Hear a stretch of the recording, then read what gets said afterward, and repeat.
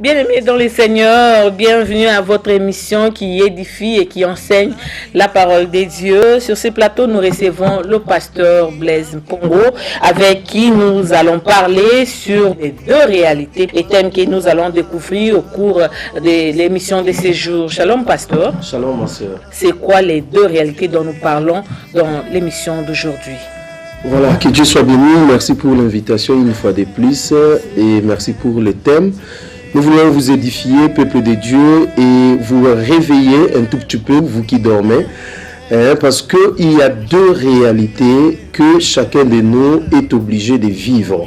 La première réalité, c'est déjà une évidence parce que nous sommes dedans tous ensemble, c'est la vie que chacun de nous va mener sur cette terre des hommes.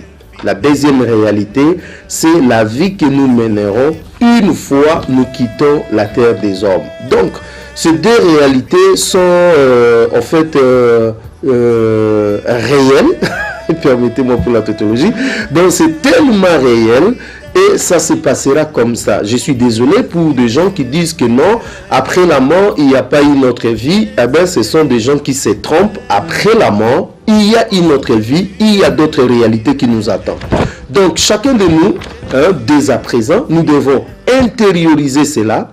Nous devons comprendre les contours, justement, c'est la raison pour laquelle la présentatrice de cette émission a choisi ce thème, les deux réalités, pour nous informer, nous préparer, non seulement à être heureux tel que nous sommes aujourd'hui sur cette terre, mais aussi à chercher à être heureux dans la réalité qui viendra, c'est-à-dire dans la vie qui viendra après. Donc, les deux réalités signifient tout simplement, il y a une réalité, c'est-à-dire une vie que nous menons aujourd'hui. Ça peut être une vie où vous êtes avant la mort. Avant la mort, c'est-à-dire vous êtes heureux ou pas heureux, je ne sais pas. Vous êtes dans quelles conditions, moi je ne sais pas. Mais au moins ça constitue la première réalité. Et dès que vous mourrez, la mort, en fait, c'est la porte qui nous permet d'atteindre une autre vie, qui est une autre réalité. Et dans la Bible, il y a vraiment des exemples qui nous montrent en fait comment les deux réalités ça se présente réellement.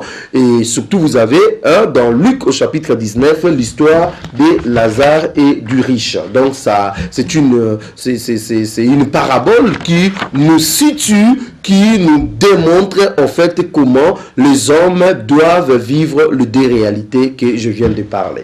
Oui, merci pasteur. Et comment allons-nous vivre cette nouvelle vie et ça sera où?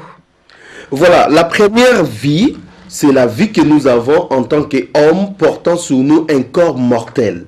Donc, c'est tout homme, un jour né, grandit, il fait ce qu'il peut faire et puis un jour il va mourir. Ça constitue la première réalité. Nous vivons avec ces corps mortels. N'oubliez pas que l'homme est esprit, âme et corps. C'est-à-dire nous avons les corps et le corps est tiré de la terre. La Bible dit tu es poussière et de la poussière tu retourneras. Donc un jour nous serons obligés de nous débarrasser en fait de ces corps mortels qui est pour nous qui est venu de la poussière. Or, n'oubliez pas que la chair et le sang n'hériteront pas le royaume des cieux. C'est-à-dire, nous n'entrerons pas, nous n'irons pas au-delà avec ces corps mortels. Donc, méchants ou justes, chrétiens ou pas chrétiens, un jour, nous sommes obligés de nous débarrasser de ces corps. Et là, nous irons maintenant avec un corps, je dirais, spirituel, c'est-à-dire notre esprit ira, en fait, vivre la deuxième réalité. N'oubliez pas que la Bible dit il est réservé aux hommes de mourir une fois et après vient le jugement. C'est-à-dire le jugement ne va pas se faire avec ces corps mortels, mais nos esprits retourneront chez le Créateur pour être jugés. Comment allons-nous mener cette vie, cette nouvelle vie avec les corps incorruptibles? Voilà, vous avez par exemple les cas, j'aimerais aller déjà dans la parole de Dieu, dans Luc au chapitre 16, à partir du verset 19, si vous me permettez de lire. Allez-y. La Bible dit, oh, il y avait un homme riche qui vêtait des pourpres et des félins et qui tous les jours se traitait splendidement. Il y avait aussi un pauvre nommé Lazare couché à la porte du riche et tout couvert d'ulcères et qui, désirait d'être rassasié des miettes qui tombaient de la table du riche, et même le chien venait et lui lynchait ses urseurs. Et il arriva que le pauvre mourut et fut porté par les anges au sein d'Abraham. Le riche mourut aussi et fut enseveli. Étant en enfer et élevant ses yeux, comme il était dans le tourment, il vit de loin Abraham et Lazare dans son sein. Et s'écria et dit, Père Abraham, aie pitié de moi et envoie Lazare qui mouilla dans l'eau le bout de son doigt, vienne rafraîchir ma langue, car je suis grièvement tourmenté dans cette flamme. Et Abraham répondit, mon fils, souviens-toi que tu as reçu des biens à ta vie et que Lazare y a eu ces mots, mais il est maintenant consolé et tu es grièvement tourmenté. Et outre tout cela, il y a un grand abîme entre nous et vous, tellement que ceux qui veulent passer d'ici vers vous ne le peuvent non plus que ceux qui veulent passer de là ici. Et il dit, je te prie donc, Père, d'envoyer à la maison de mon père, car j'ai 5 frères, d'envoyer Lazare à la maison de mon père, car j'ai 5 frères. Voilà. Voilà, ainsi de suite. Donc ici, nous avons la réalité de ce qui se passe. Il y a un homme riche qui avait sa vie. La Bible dit il menait joyeusement sa vie. Et puis il y avait à côté un homme qui s'appelle Lazare. Et là, je voulais déjà faire... Lazare était pauvre. Lazare était pauvre. Là déjà, je voudrais préciser. Nous n'allons pas entrer au ciel parce que nous sommes pauvres. Le pauvre dont la parole de Dieu nous dit errer le pauvre en esprit n'a rien à voir avec le pauvre physique, matériel. Donc quelqu'un peut être riche avec des biens de ce monde et être pauvre en esprit. Quelqu'un peut être pauvre matériellement et être, je ne sais pas moi comment spirituellement. Riche spirituellement. Tu peux être pauvre, tu peux être pauvre matériellement, mais être riche. Paul dit ça, hein? Il dit pauvre, mais nous enrichissons plusieurs. Donc la pauvreté dont la parole de Dieu mentionne, heureux le pauvre, c'est la pauvreté en esprit. Ce n'est pas tous ces pauvres que nous avons qui vont entrer au ciel. Non, c'est faux. Ce n'est pas dit aussi parce que quelqu'un a des moyens, il a ses richesses, qui va aller forcément en enfer. Non, ça n'a rien à voir avec ça. Donc, c'est un pauvre en esprit. Donc, on peut être riche, mais si on est pauvre dans son esprit, c'est-à-dire son esprit est humble pour accepter les choses de Dieu, en ce moment-là, on va aller au ciel. Mais les cas de figure que nous avons avec nous, il y avait un homme qui était comblé de biens, comblé de richesses, et il s'en foutait de Dieu. C'est-à-dire, il menait sa vie, il ne mettait pas Dieu au centre de sa vie. Amos nous dit, prépare-toi à la rencontre de ton Dieu. Lui, il n'avait pas eu le temps de se préparer. Alors, la Bible dit encore que certes, il y a un homme de gagner toute la terre s'il perdait son âme. Donc, c'est-à-dire, lui, il se préoccupait d'avoir seulement la vie matérielle. Et tandis que le pauvre Lazare, au-delà de ses maux, au-delà de sa pauvreté, mais il savait au moins chercher Dieu, chercher comment mettre sa vie en ordre. Donc nous avons deux réalités. Il y a des gens qui mènent joyeusement leur vie, ils ont des voitures, ils ont des maisons, ils ont des biens, ils ont l'argent, ils ont les femmes, ils ont tout. Mais à un moment donné, on est aveuglé par les femmes, on est aveuglé par l'argent, on est aveuglé par le bien de ce monde, sans pour autant se rendre compte, ou on se rend plus compte que après la vie matérielle que nous avons, il y a une autre vie qui nous attend. Attends, avez-vous déjà vu, un jour nous allons au cimetière, nous voulons enterrer quelqu'un qui est mort, et on va prendre toutes ses maisons, on va prendre toutes ses voitures, tous ses biens, on va mettre dans le trou. Ça ne se fait jamais. Nous sommes venus mercredi, et bien nous retournerons de la même façon. C'est-à-dire, toute cette richesse qui nous corrompt, toutes ces femmes, tous ces billets de banque qui sont en train de nous corrompre, un jour nous les laisserons. Et voire même ce sont d'autres personnes qui commenceront à régner sur tes maisons, sur ton argent, ceux qui convoitaient tes femmes vont sauter sur tes femmes.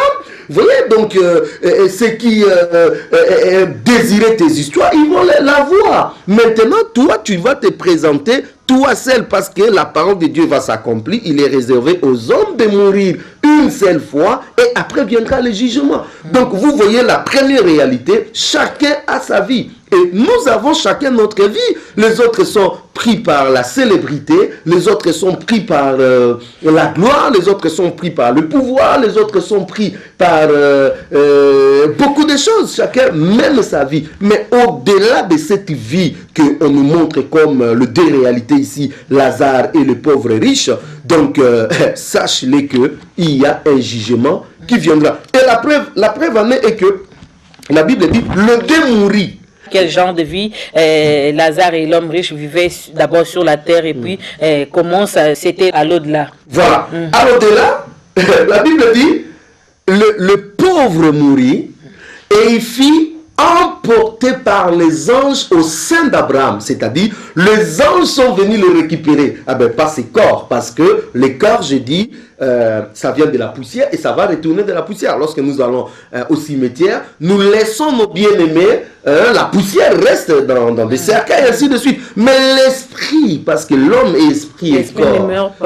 L'homme est esprit, âme et corps. C'est-à-dire, l'esprit va retourner vers le Créateur. Alors, c'est là où ça s'est passé, c'est-à-dire, lorsque le pauvre Lazare, malgré sa richesse, malgré qu'il n'avait pas eu grande chose sur la terre, mais lorsqu'il est mort, la Bible dit, il était emporté par les anges, c'est-à-dire, les anges sont venus l'accueillir, et ils vont l'amener au sein d'Abraham, c'est-à-dire au paradis. Et... parce que comme personne ne restera éternellement sur la terre, même si on est riche, parce que l'homme riche, des fois, il croit qu'il peut acheter la mort. Des fois, quand on est riche, on commence à voir, on se permet de tout, croyant même qu'on peut corrompre Dieu, avoir ne fût-ce que quelques jours de plus, c'est faux. Qu'on ne peut pas. Voilà, la Bible dit, un jour, Madame la mort va se pointer aussi devant l'homme riche. Il dit, aujourd'hui, tu dois partir. L'homme riche peut dire, attends, je ne suis pas prêt, ou bien je vais aller vite en Suisse pour me faire soigner. Mais lorsque la mort frappe, il dit, aujourd'hui, toi, c'est ton tour. La mort s'en fout que tu sois riche ou pauvre. Le jour où c'est toi, tu dois partir. Et la Bible dit, malheureusement, l'homme riche ne sera pas emporté par les anges, mais au contraire, ici, il fut enseveli dans le séjour des morts. C'est-à-dire, sa destination était contraire de la destination, en fait, de Lazare. Voilà. Après la mort de son corps physique, son esprit a été enseveli. Voilà, c'est-à-dire, son corps a été enseveli, et lui, il est parti dans le séjour des morts. Ok, donc maintenant... Son corps a été enterré, pasteur. Oui, enterré. Même toi, le jour où tu mourras, ton corps sera enterré. Vous avez dit, c'est l'esprit qui part pour attendre les derniers jugements. Voilà. Alors pour lui... Son corps enterré, mais son esprit est parti dans le séjour des morts. Voilà. Alors, et bien là, il faut que nous comprenions. Dès l'instant, nous vivons ensemble avec vous ici, nous vivons ensemble avec tous mes bien-aimés qui ont permis que je sois chez eux aujourd'hui à la télé, à la maison.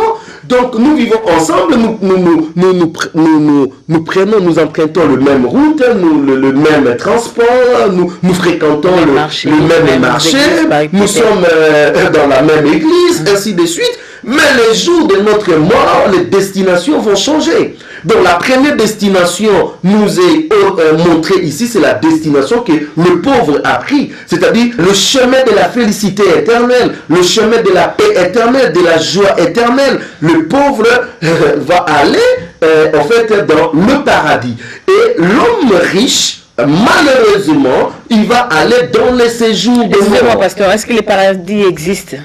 Puisqu'il y a d'autres personnes qui ne croient pas à cette réalité. Mais le sein d'Abraham dont on fait allusion ici, c'est le paradis. Aujourd'hui, si tu mourais, vous allez au paradis. Donc, c'est clair. Si quelqu'un ne veut pas croire, il n'a qu'à rester. Mais la réalité va venir. Les paradis n'existent pas. Nous vivons déjà les paradis ici sur terre. Ah ben oui, la Bible dit, dans le dernier jour, il y aura des doctrines des démons, des doctrines qui vont remettre en question le fondamental biblique. Vous voyez, aujourd'hui, les gens vous disent que l'histoire Adam et Ève, ça n'a jamais existé. C'est de l'histoire. L'enfer n'existait pas parce que Dieu, tellement amour, ne peut pas jeter quelqu'un en enfer. On veut nous faire croire. On est en train de renverser les fondements bibliques.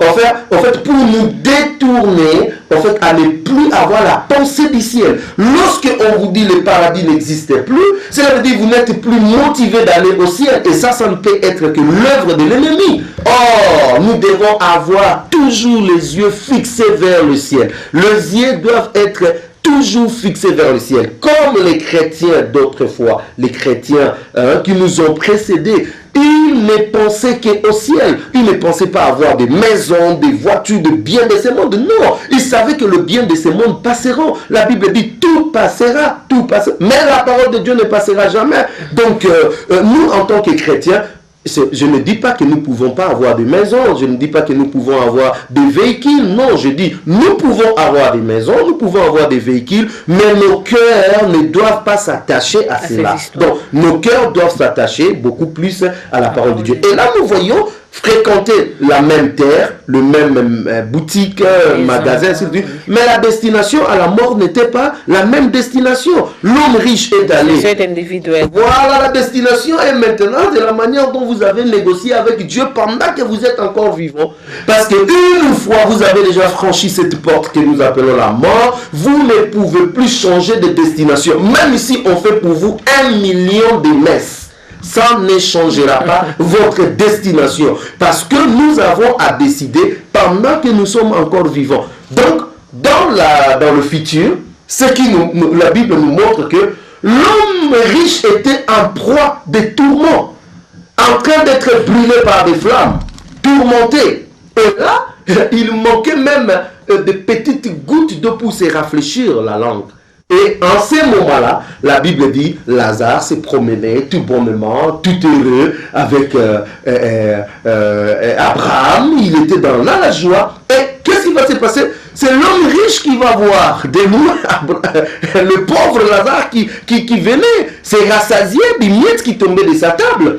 Et il dit, mais ça c'est Lazare. C'est Lazare, mais ça, on est dans une autre réalité. Vous voyez que sur la terre, l'homme riche était riche. Mais dans l'au-delà, l'homme riche devient vraiment un instrument en proie de flammes, tandis que Lazare, qui était, je peux dire dans des termes quinoa, inutile, mutua pamba, mais comme il avait fait le bon choix, eh bien, il est dans la félicité. Donc nous voyons là, il y a une autre vie qui nous attend au ciel. Et cette vie-là, sincèrement, si vous prenez une bonne décision, vous allez vivre ça. Mais si vous continuez à rester dans le péché, dans le mal, eh bien, vous allez rejoindre tout simplement l'homme riche. Pasteur, vous avez dit tantôt, je retourne un peu en arrière, que même si on faisait 1000 messes pour vous, cela ne pouvait pas changer votre destinée. Et à quoi sert alors ces différentes messes dites aux morts? Bon, moi je ne vais pas entrer dans ça parce que dans ma Bible, je n'ai pas vu ça. Moi, je ne vais pas discuter. Moi, je n'ai pas à discuter quelque chose qui n'est pas dans la parole de Dieu. Donc, dans la parole de Dieu, moi, je sais une chose, que la destination future de l'homme est dépendante de la décision que la personne a à prendre pendant qu'elle vit. Donc, tel que nous sommes là, si vous prenez une mauvaise décision, vous posez des mauvais actes, votre place, ça sera là où l'homme riche se trouve. Mais si vous prenez une bonne décision, vous posez des actes que Dieu agrée, eh bien votre destination, ça sera là où Lazare est au paradis. Donc, tout dépend de pendant que vous êtes en train de vivre. Et quelle est la décision à prendre? C'est accepter le Seigneur Jésus-Christ dans sa vie comme Seigneur et Sauveur. 2. Il ne suffit pas seulement d'accepter le Seigneur Jésus-Christ dans sa vie, mais il faut pratiquer la parole. Cela veut dire vivre la parole de Dieu chaque jour. Soyez vraiment quelqu'un né de nouveau. La Bible dit si quelqu'un est en Christ, la personne devient une nouvelle créature. Les choses anciennes sont passées et voici toutes choses sont devenues nouvelles. Cela veut dire quoi? lorsque vous acceptez le Seigneur Jésus-Christ, il doit y avoir un changement que nous appelons le métanoïa, c'est-à-dire un changement de direction. Vous étiez en train de se diriger vers le péché. Maintenant, vous allez vous diriger vers la sanctification, vers la justice, vers la paix, vers l'obéissance, vers la crainte de Dieu. Il faut que tout le monde qui est à votre côté sente que vous êtes devenu réellement une personne changée. Sinon, si vous continuez à aller à l'église, mais gardant vos fétiches sous les lits, gardant votre chambre secrète, gardant vos pratiques mauvaises, les gens peuvent croire que vous priez, mais Dieu qui regarde une fourmi noire sur une pierre noire dans une nuit noire, c'est que vous êtes en train de faire une aventure. Or, la Bible dit, dans le dernier jour, les gens auront l'apparence de la piété, mais reliant ce qui en fait la force. Cela veut dire quoi? Ils seront chrétiens dans leur forme extérieure, mais à l'intérieur, il n'y aura rien. Donc, cela veut dire que nous devons prendre la bonne décision d'accepter Jésus-Christ et de prier vrai pendant que nous sommes sur la terre. Si nous ratons cela, même si on faisait pour vous 1 million de messes, ça ne bougera pas votre position, même d'une petite iota au ciel. Donc c'est pour cela, vous qui me regardez, vous avez la possibilité, malgré votre argent, malgré votre célébrité, malgré vos richesses, malgré tout ce que vous pouvez être, de prendre la bonne décision. Madame, vous savez une chose, ce qui a coûté à l'homme riche, c'est quoi? C'est que pendant son temps sur la terre... Oui, d'ailleurs, c'était la question que j'allais poser. Qu'est-ce que les deux personnalités, Lazare et l'homme riche, devraient faire sur terre pour avoir une bonne vie après leur mort? Donc, les deux devaient prendre la bonne décision de suivre Dieu. Vous voyez? Donc, l'homme riche était tellement aveuglé par ses richesses, tellement aveuglé par ce qu'il avait, il n'a pas su prendre la bonne décision de suivre Jésus, de suivre Dieu. Or la Bible dit, marche, jeune homme, réjouis-toi. Alors on peut avoir tous les biens, on peut avoir des richesses, mais suivons le Seigneur. Bien sûr, la personne qui a donné sa tombe pour que Jésus soit enterré dedans, c'était un homme riche. Donc, Dieu n'est pas contre les riches. Ceux qui venaient déposer leurs biens aux pieds des apôtres, ils avaient leurs richesses. Dieu n'est pas contre nos richesses. Mais Dieu veut, au-delà de nos richesses, que nos cœurs soient attachés à lui, parce que la Bible dit, tu aimeras le Seigneur ton Dieu de tout ton cœur, de toutes tes forces, de toutes tes pensées. Donc, toute notre vie doit être focalisée à Dieu. Il ne doit pas avoir d'autres choses qui peuvent aller au-delà de Dieu. Voilà pourquoi la Bible dit, vous ne pouvez pas servir deux maîtres au même moment. On ne peut pas servir et à la fois Dieu et maman. Maman, c'est les richesses de ce monde. Cela veut dire, si vous prenez votre cœur, vous attachez au bien de ce monde, du coup, vous êtes rejeté par Dieu. Du coup, vous perdez l'essentiel. C'est-à-dire, je suis en train de dire ici, on peut être riche et faire prendre une bonne décision d'accepter Jésus-Christ et de vivre une vie correcte. Quand vous êtes riche, vous prenez les femmes d'autrui comme vous voulez. Vous êtes un homme riche, vous vous suyez comme vous voulez. Vous êtes un homme riche, vous ne voulez même pas entendre parler de Dieu. Et vous dites non, les choses de Dieu, c'est pour le pauvre. En ces jours-là, quand vous mourrez, vous allez vous rendre compte que non, c'était une erreur. C'est pour cela l'homme riche, en proie de tourments, il dit au père Abraham, il dit, s'il te plaît, envoie Lazare vers mes frères, parce que j'en ai 5. Prêchez-les la parole pour qu'ils ne me rejoignent pas ici. Il y a quand même des gens qui fréquentent les églises parce qu'ils sont pauvres. Une fois bénis, ces gens ne viennent plus à l'église et on les voit dans des endroits pas bons pour les enfants des dieux. Voilà. Ah ben, tous ceux qui fréquentent l'église, c'est pas forcément parce qu'ils aiment Jésus. Les églises aujourd'hui sont devenues comme des agences matrimoniales où les gens vont pour chercher des maris, des femmes. Les églises aujourd'hui deviennent comme des orphelinats ou je ne sais pas moi, des maternités où les gens vont pour chercher des enfants. Les églises deviennent comme des agences, des ambassades pour aller chercher les visas. des églises deviennent comme... oui, mais c'est-à-dire, les gens viennent dans les églises non pour chercher Dieu, mais pour chercher juste une bénédiction, et aussitôt ils ont cette bénédiction, eh bien, ils vont tailler. Donc là, c'est une mauvaise motivation si ce qui nous amène à l'église est comme ça. Lorsque nous allons à l'église, nous allons pour préparer notre vie future. Nous allons pour mettre de l'ordre. Nous allons pour nous édifier, nous bâtir, afin que nous vivons avec le Seigneur. C'est seulement ceux qui ont arrangé leur vie vivront avec le Seigneur. Il ne suffit pas de fréquenter l'église pour dire que vous serez avec Jésus. Mais il faut accepter Jésus et vivre sa parole. Et en ce moment-là, vous passerez une vie heureuse dans la seconde réalité qui est en fait la vie après la mort. Merci beaucoup, pasteur. C'est déjà la fin de cette émission. Si vous pouvez nous dire qu'est-ce que nous pouvons retenir de cette histoire, les deux réalités, l'histoire de Lazare et de l'homme riche. Il y a une vie qui vient après la mort. Et cette vie ne sera pas forcément la vie que vous avez aujourd'hui. Parce qu'il y a deux destinations après la mort. Une destination heureuse et une destination de tourment. Mais tout dépend de la décision que vous allez prendre maintenant.